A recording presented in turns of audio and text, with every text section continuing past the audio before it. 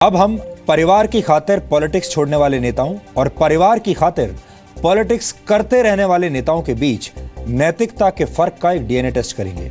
और यह विश्लेषण न्यूजीलैंड और इटली से आई दो बड़ी खबरों पर आधारित है, लेकिन इन दोनों खबरों से हम बहुत कुछ सीख सकते हैं। सबसे पहले न्यूजीलैंड की बात करते हैं। 8 साल तक न्यूजीलैंड के प्रधानमंत्री रहे जॉन की ने अपने पद से इस्तीफा दे दिया है। जॉन की अक्टूबर में भारत दौरे पर भी आए थे।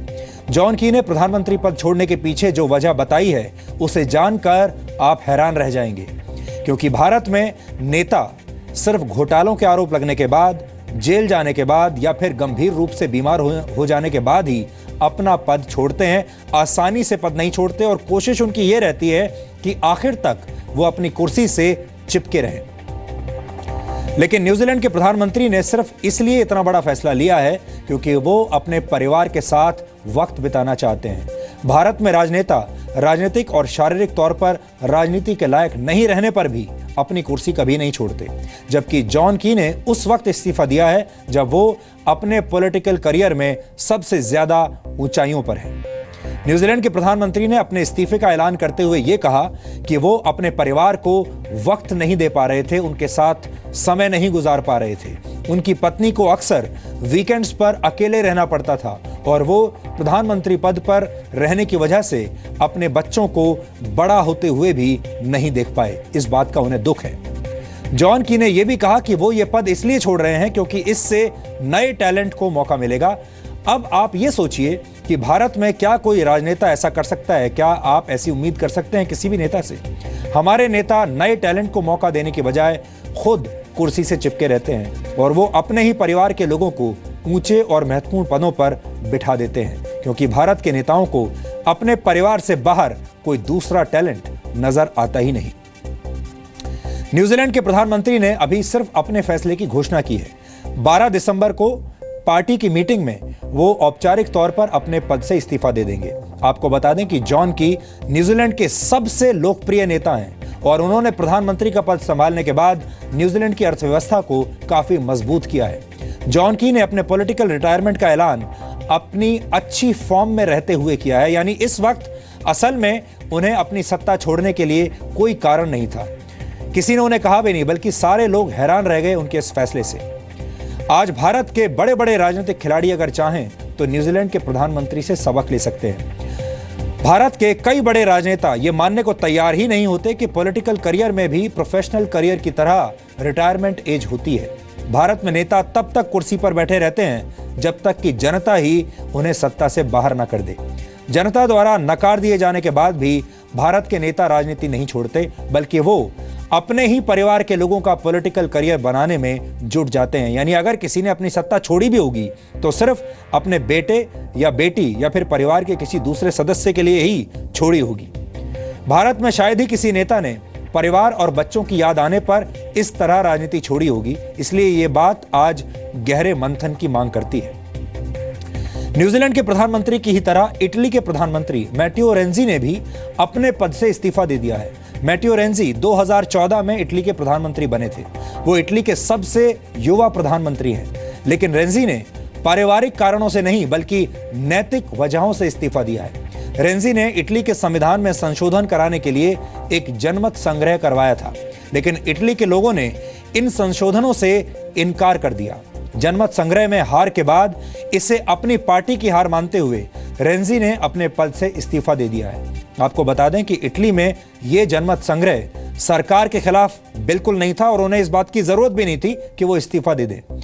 ये जनमत सिर्फ सरकार की कुछ नीतियों पर आम लोगों की राय जानने के लिए किया गया था, लेकिन रेंजी समझ गए कि लोगों को उनकी नीतियां पसंद नहीं आ रही हैं। रेंजी ने इसे अहंकार का विषय नहीं बनाया, बल्कि अपनी नैतिक हार मानते हुए अपने पद से चुपचाप इस्तीफा दे दिया।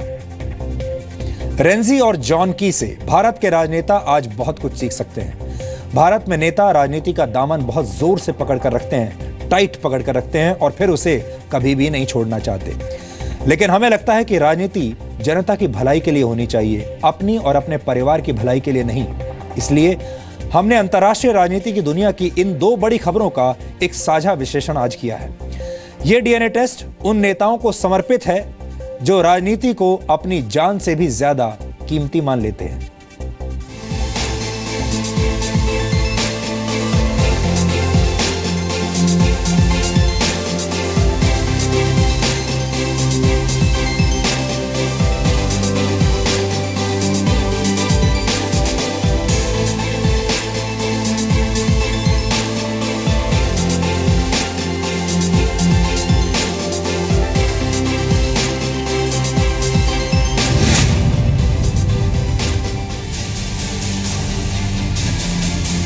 भारत में सियासी पदों पर विराजमान नेता कुर्सी से चिपक कर बैठ जाते हैं और फिर उसे कभी नहीं छोड़ना चाहते। वो कुर्सी छोड़ते भी हैं तो अपने बेटे, बेटी, पोता, पोती या भतीजे, भतीजी को उस पर बिठाकर।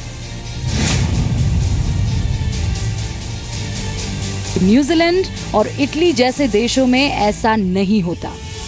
ये हैं न्यूजीलैंड के प्रधानमंत्री जॉन की और ये हैं कल तक इटली के पीएम रहे मटेओ रेंजी। इन दोनों ने अपने पद से इस्तीफा दे दिया है और कुर्सी से चिपके रहने वाले भारतीय राजनेताओं के सामने एक नजीर पेश की है। पहले आपको बताते हैं कि न्यूजीलैंड के प्रधानमंत्री जॉन की ने इस्तीफा क्यों दिया। सिर्फ इसलिए क्योंकि वो अपने परिवार के साथ वक्त बिताना चाहते थे।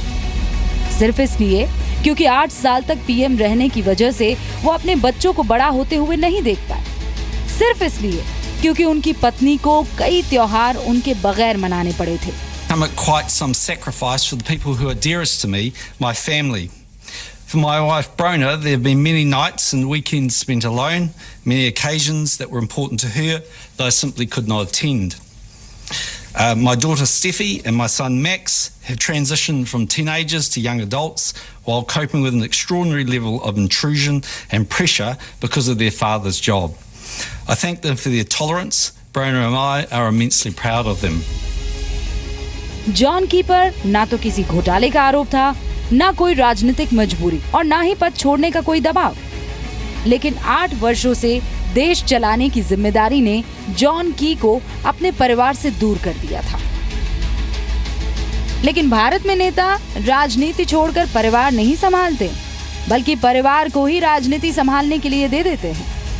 अपने इस्तीफे का ऐलान करते हुए न्यूजीलैंड के प्रधानमंत्री ने कहा कि वो नए लोगों को मौका देना चाहते हैं। Whoever the leader is, inevitably is probably going to have a different style from me, but that's one of the good things. Every leader brings their own different way of doing things and their own nuances and their own perception of different priorities. And that's what gives the government a chance to win a 4th term and a 5th term, that when we go into the election, that people see them as, you know, a little fresh, a little different, a little more interesting. जबकि भारत में नए लोगों को मौका देने के लिए नेता पहले खुद ऊंचे पद पर विराजमान हो जाते हैं और फिर अपने ही परिवार के लोगों को नया टैलेंट बताते हुए अपनी कुर्सी पर बिठा देते हैं।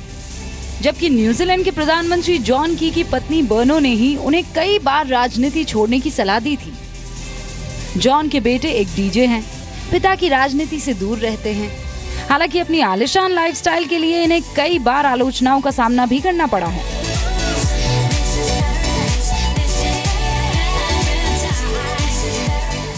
जबकि न्यूजीलैंड के प्रधानमंत्री की बेटी स्टेफी लंबे वक्त से फ्रांस में रह रही है। पेशे से एक आर्टिस्ट है और वहां उन्हें चेरी लज़ार के नाम से जाना जाता है। स्टेफी और मैक्स 15 और 13 साल के थे जब उनके पिता न्यूजीलैंड के प्रधानमंत्री बने। यानी जब मैक्स और स्टेफी बड़े हो रहे थे तब उनके पिता देश की कमान संभाल रहे थे। My daughter Steffi and my son Max have transitioned from teenagers to young adults while coping with an extraordinary level of intrusion and pressure because of their father's job. I thank them for their tolerance. Brona and I are immensely proud of them. अब आपको New Zealand से 18,000 kilometre दूर Italy लिए चलते हैं। यह 2014 में Italy के सबसे युवा प्रधानमंत्री के तौर पर चुने गए मटेओ रेंजी। रेंजी 39 साल की उम्र में इटली के प्रधानमंत्री चुने गए थे। रेंजी ने सत्ता में आने के बाद संविधान संशोधन की कोशिश की और एक ऐसे ही संशोधन को लेकर कराए गए जनमत संग्रह में रेंजी हार गए। वैसे ये वोट सरकार के खिलाफ नहीं था, लेकिन रेंजी ने इसे अपनी नीतियों की हार माना और इस्तीफा दे दिया। I send my congratulations to the मैं नो कैंपेन के लोगों को बधाई देता हूँ। मुझे विश्वास है कि वो देश के हित में बढ़िया काम करेंगे। Italians. I wasn't able to win. मैं जीत नहीं पाया। इस स्टेज पर कुछ भी संभव था। At this stage. रेंजी की हार के बाद इटली नो कैंपेन चलाने वाले खुशी मनाते हुए नजर आए। माना जा रहा है कि रेंजी की हार से इटली के यूरोपियन यूनियन से बाहर होने की चर्चाएं तेज हो गई हैं। संशोधन प्रस्ताव का विरोध करने वाली 5 स्टार मूवमेंट नामक पार्टी की ये जीत इटली का भविष्य बदल सकती है। क्योंकि अगर अगले चुनाव में 5 स्टार मूवमेंट सत्ता में आई तो वो ब्रिटेन की तरह यूरोपियन यूनियन से अलग होने पर जनमत संग्रह कराएगी।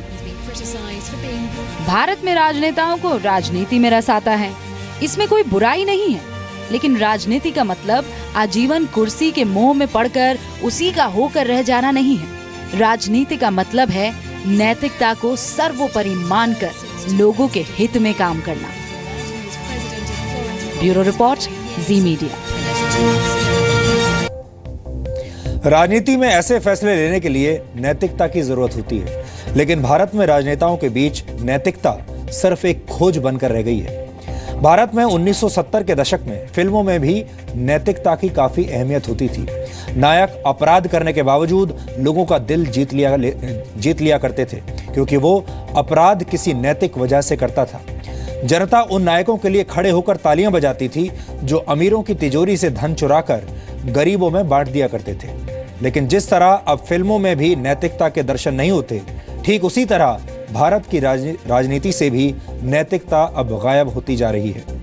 भारत ने समय समय पर नैतिकता का पाठ पूरी दुनिया को पढ़ाया है, लेकिन अब भारत के नेता और भारत के लोग नैतिकता भूलते जा रहे हैं। इसलिए जब दूसरे देशों से ऐसी कोई खबर आती है जो राजनेताओं और देश के आम लोगों के लिए अच्छा सबक होती है, तो उसे प्राथमिकता जरूर मिलनी चाहिए। और इसी सोच के साथ आज हमने इटली और न्यूजीलैंड के इन खबरों का डीएनए टेस्ट किया है। हमें लगता है कि जब भी किसी दूसरे देश में कुछ अच्छा होता है, कुछ नैतिक होता है और मजबूत सिद्धांतों पर आधारित होता है, उसे खबरों की दुनिया में जगह जरूर मिलनी चाहिए।